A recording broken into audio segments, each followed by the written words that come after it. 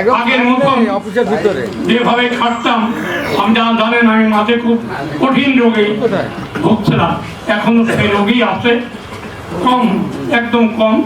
আল্লাহ যদি আপনারা দোয়া করেছেন আমি সুস্থ হয়ে যাব, তবুও আমি ভোটে আমার যতটুকু সাধ্য, হয়তো আমি সেইভাবে আপনাদের বিভিন্ন গ্রামে ইউনিয়নে হয়তো না যেতে পারি, চেষ্টা করবো যাওয়ার।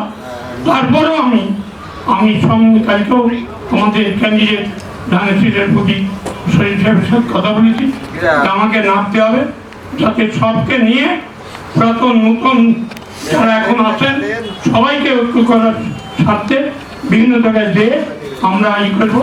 এবং প্রতি আজকের থেকে নিয়ে করেন, বাজারে আঁশ তোলেন, যে আঁশটা আমাদের কমে গেছে। শরীর সাহেব যায় 5 ইউনিয়নের লোক নিয়ে 50 জন মোটরসাইকেল নিয়ে ওই গ্রামে হয়তো 20-30 জন যেই চলে আসে আর ওখানে বাতি নিভে যায়। কেন? শরীর সাহেব একা দিতে পারবে? শরীর সাহেবের আমরা ওনাকে প্রতীক দিয়েছি, উনি আমাদের ইজ্জত, এই ইজ্জতটা রক্ষা করার দায়িত্ব আমাদের। ওনার কোনো দায় আসে না, আমাদের দুঃখ লাগে, আমাদের দায় আসে। আমরা বিভিন্ন জায়গায় পাশে মেহেরপুর যেতে, কুষ্টিয়ায় যেতে, তাহলে আমরা যদি না জিততে পারি তা আমাদের বিএনপি কেন্দ্রের কী দাম? আলু নেওয়া লোকের, আলু নেওয়া বোঝের কী দাম হবে? আপনি ইউনিয়নের প্রেসিডেন্ট হন আর আমি থানা প্রেসিডেন্ট, আমাদের কোনো দাম থাকবে না।